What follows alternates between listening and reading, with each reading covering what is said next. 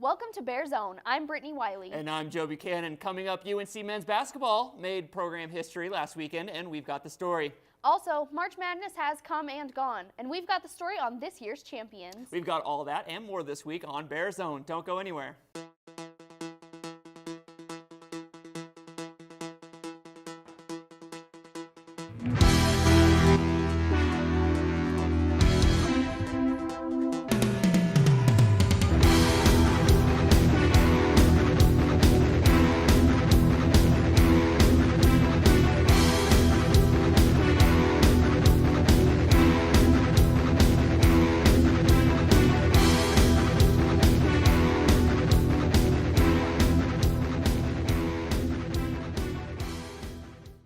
It is a big time first for UNC. The Bears are the 2018 CIT champions. UNC's men's basketball team won the collegeinsider.com tournament Friday with a 76-71 victory over Illinois Chicago. The two teams started off slow, but the Bears went on an early 7-0 run to take a 12-4 lead. The Flames responded with their own big run, and that's when junior Jordan Davis took matters into his own hands. JD scored 16 of UNC's next 18 points, and the team went into the locker room up 35-26. The Bears kept their lead to about 10 with 7 minutes remaining, but that's when UIC began to come back. The Flames scored 18 over the next 5 minutes, cutting the deficit to 1. With 2 minutes remaining, UNC reeled off 2 electric plays to wake up the 3,198 fans inside Bank of Colorado Arena. Davis did what he does best, dunking a pass from Andre Spite to give the Bears a 3-point advantage. JD then threw a deep pass to Jalen Sanders, who dunked it in, sealing the victory. It was another night full of milestones, as the team's 26 wins are a program record. The win is the first postseason tournament championship for both Northern Colorado and the Big Sky Conference. Spite was named tournament MVP, contributing 23 points in the victory. Dre also set a Big Sky single-season scoring record with 855 points and tied the record for three-pointers made with 128. All of us at BearZone would like to congratulate the Bears on a terrific season. Home runs were the story this weekend at Jackson Field as the Bears dropped their series against Grand Canyon 2-1. UNC dropped the first game 18-1, but looked to bounce back with a win on Friday. It was a back-and-forth game as GCU jumped out to a 1-0 lead in the first, but the Bears quickly took the lead in the second on a double by Dean Lawson and a sac fly by Brett Minnick. The Lopes regained the lead in the third, but UNC snatched it back in the bottom half, courtesy of Minnick's 2-run shot. But a clutch 3-run home run in the seventh propelled GCU to a 9-6 victory. The Bears looked to avoid the sweep on Saturday, and they had the long ball working. Tyler Yamaguchi highlighted the 4-run first inning with the first of his two home runs. Starter Aaron Hamilton did the rest, and the Bears won 7-4. With the series loss, UNC falls to 17-12 on the season, 2-4 in WAC play. They hit the road for the next 2 weeks with series at Seattle and Sacramento State. Spring times means Saturdays, sluggers, and Northern Colorado softball. There was no shortage of offense at Gloria Rodriguez Field this weekend as UNC defeated Southern Utah 2-1 in the 3-game series.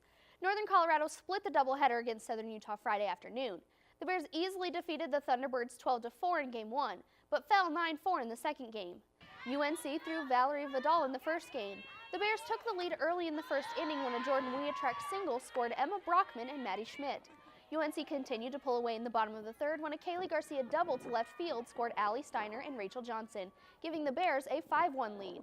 Southern Utah made things interesting in the top of the fourth when Kendall Kapitsky hit a 2-run homer and the Thunderbirds closed the gap 5-4. UNC's Maddie Young one-upped Kapitsky with a 3-run homer to give the Bears a 9-4 lead. After just 5 innings, the Bears coasted on an 8-0 run and won the game 12-4. Northern Colorado ended Game 1 in 6 innings, but couldn't carry the momentum into the second game. The Bears let Game 2 slip away in the top of the third when the Thunderbirds put up 6 runs on 6 hits. The Thunderbirds closed out the Bears in the bottom of the 7th to take the 9-4 win, but the Bears were resilient. Saturday afternoon, the Bears brought Vidal back into the circle. Southern Utah's Tylell Williams hit a 2-run homer in the first to give the Thunderbirds an early lead, but Vidal and the Bears weren't shaken.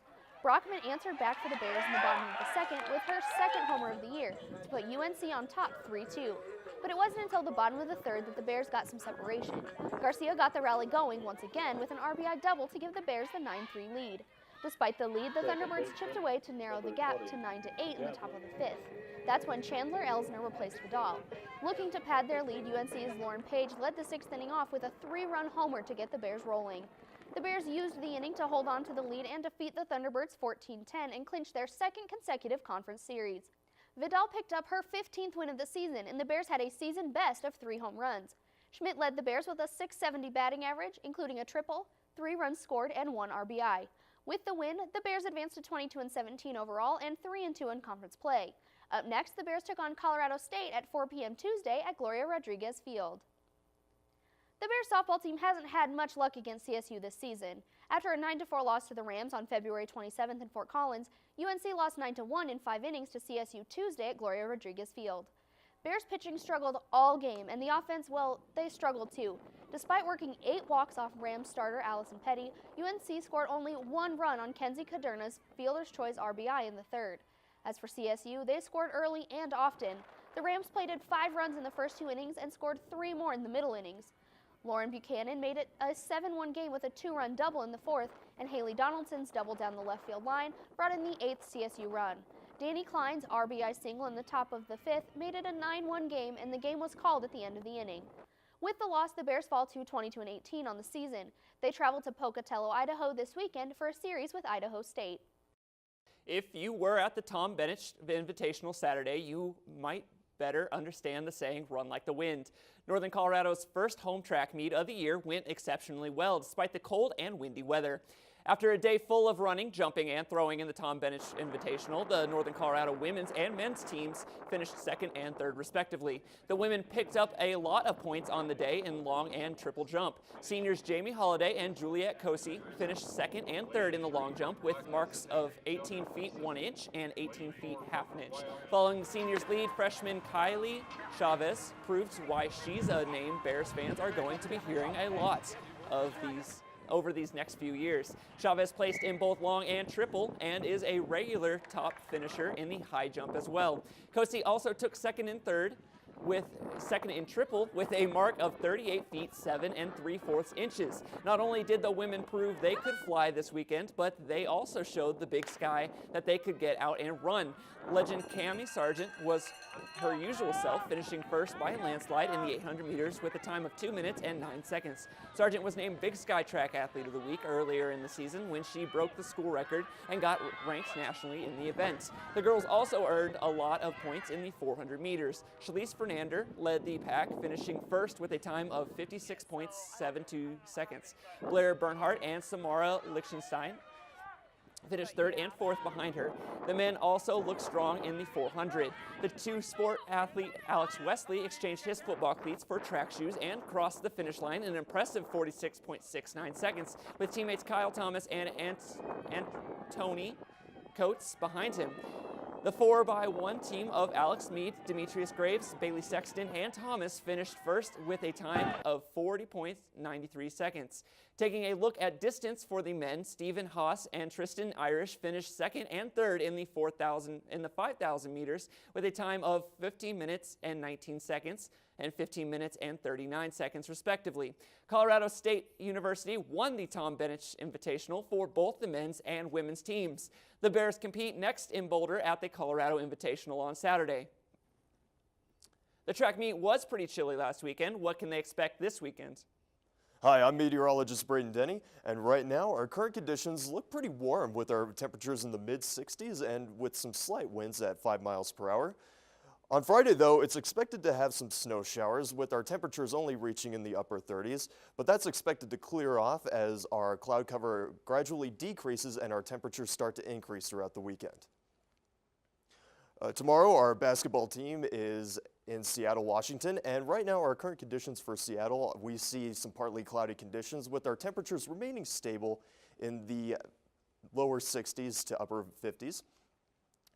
And our women's tennis team is playing in Grand Forks, North Dakota, and we can see that our temperatures are pretty cool, but they have sunny skies over there. And our women's basketball team is playing at 1 p.m. in Seattle, Washington, and we can see some rainy conditions throughout the day with some possibilities of rain throughout the late afternoon.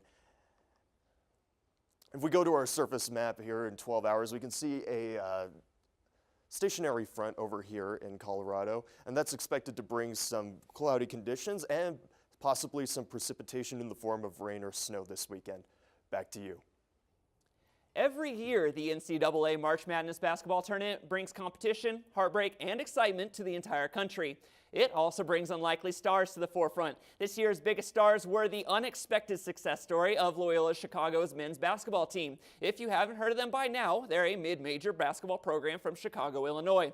They won the Missouri Valley Basketball Conference, and their number one fan, it's a Sister Jean, of course. The 98-year-old woman is the school chaplain and supported the Ramblers during their run in the March Madness tournament. She's also become a bit of a celebrity in her own right. While she loves her team, she herself predicted that her team wouldn't make it past the Sweet 16, and boy was she wrong. Loyola Chicago was the 11th seed going into the tournament and had thrilling victories in the first two rounds of the tournament, defeating number 6 seed Florida and number 3 seed Tennessee. They continued their exciting run by defeating Nevada in the Sweet 16 and defeated Kansas State in the Elite 8 to make it to the Final Four.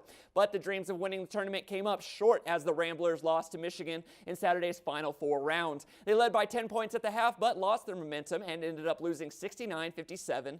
And although the loss was emotional, players and fans alike called the run magical as the underdogs exceeded everybody's expectations. Although they didn't win the title, the Cinderella team will remain in the memory of Chicago basketball fans for years to come. The madness of March is finally over, and the last team standing? The Villanova Wildcats. They took the NCAA men's basketball crown on Monday. It's Villanova's second victory in 3 years and the program's third overall championship. The number 1 seed Wildcats defeated number 3 seed Michigan 79-62 and had the privilege of cutting down the nets in San Antonio, Texas. This year's tournament certainly lived up to the name, as the basketball world saw shocking game results that busted brackets and showed the rise of underdog teams. While millions of brackets were busted early on with the historic victory of University of Maryland Baltimore County over Virginia, more than 37,000 brackets predicted the Villanova-Michigan matchup in the championship round. Only 3% of brackets predicted that Michigan would win the tournament. Villanova's success was rather simple as the team won each of their 6 tournament games by an average of 17 points. With the Wildcats' victory, they become the second Philadelphia team to win a title this year, the Philadelphia Eagles being the other team when they won this year's Super Bowl. The Denver Nuggets entered last Friday with just a 13% chance of making the postseason. Since then, the team's playoff chances have jumped all the way to 41% after a strong trio of games in the past week. As the teams closed out their longest road trip of the season, a victory in Oklahoma City was a must-win for the Nuggets to keep pace in the Western Conference playoff standings. The Nuggets found a way to pick up a big overtime victory as they went into Oklahoma City and defeated Russell Westbrook and the Thunder 126-125. After the Thunder had a chance to win the game in regulation, the Nuggets controlled the play for most of overtime, led on an offensive end of the court by Nikola Jokic and Torrey Craig. After the game against the Thunder, the Nuggets faced the Milwaukee Bucks at the Pepsi Center for the first home game in more than 15 days. The game was well worth the wait as the Nuggets pulled off one of the most improbable wins of their season. Trailing by 8 with just over a minute to play, the Nuggets closed regulation on an 18-4 run to force overtime. Nuggets point guard Jamal Murray drilled 3 clutch free throws in the closing seconds of regulation and helped give the Nuggets the momentum heading into overtime. The Nuggets ended up defeating the Bucks 128-125 and moved just a game behind the Pelicans for the 8th spot in the West. The Nuggets followed their victory over the Bucks with their 3rd straight victory Tuesday night against the Pacers. The Nuggets controlled the pace of play all night and rode strong games from Nikola Jokic and Will Barton in the process. With just 4 games left in the season, the Nuggets sit at a half game out of the top 8 in the West and have 2 big games remaining against the Timberwolves. If the Nuggets take care of business in their final 4 games, they have a good shot of making it back to the postseason. Stay tuned next week's episode of BearZone and find out whether or not the Nuggets are going back to the postseason. Flowers are blooming, birds are chirping, and spring is in the air. You know what that means. It's baseball season. The 2018 season started last Thursday for the Colorado Rockies, and our reporter Adam Ide has the highlights from the opening 2 series. After their first playoff appearance in 8 seasons last year, there has been a lot of talk about another postseason run this year. But after their first 2 games in Arizona, fans weren't so sure. Last weekend, the Rockies played a 3-game series against the Arizona Diamondbacks to start the season with a 1-2 record. Starting pitcher John Gray couldn't keep the D-backs at bay, and the Rockies fell 8-2 to start the season. On Friday, both the Rockies and the D-backs were hot at the plate, but Arizona came out on top by just 1 run to seal their 2nd victory of the season. Saturday, things looked up finally for the Rockies. Bearded center fielder Charlie Blackmon knocked 2 out of the park to advance the Rockies to their first victory of 2018. Colorado got a break Sunday to travel to San Diego for a 4-game series that started Monday. The Padres looked to earn their first win of the season, but the Rockies had other plans. Rockies pitcher Chad Bettis, who returned midseason last year after winning a battle with cancer, kept the Padres quiet to win 7-4 Monday. Sadly, hometown hero Kyle Freeland struggled late in the game Tuesday, giving the Padres their first win 8-4 Tuesday. Last night, John Gray took the mound looking for redemption after the opener, and redemption he got. The Rockies took the win 5-2 over Clayton Richard and the Padres. Colorado fans are looking forward to this weekend when the Rockies head to the Mile High for their first home series of the season against the Atlanta Braves, where fans can see German Marquez, Bettis, and Freeland take them out. Brittany, I'll be there Sunday to see Freeland, and I'm hoping to see the W. I'm hoping for 3 W's this weekend at Coors Field, but I think Joe has other ideas. I'm hoping for the W for the Braves. Have been a lifelong fan, and I'm just hoping for it. I'll be there Saturday to see them. Before the Rockies look to the Braves, they have to finish their series with the Padres. They just finished their game today, and the Rockies came out on top 3-1. And that's going to do it for BearZone. Be sure to follow us on Twitter and Instagram pages, BearZone UNCO, and on YouTube, Bear News 98. Make sure to like us and to join us every week for BearZone. All sports, all the time for UNC Athletics. Good night.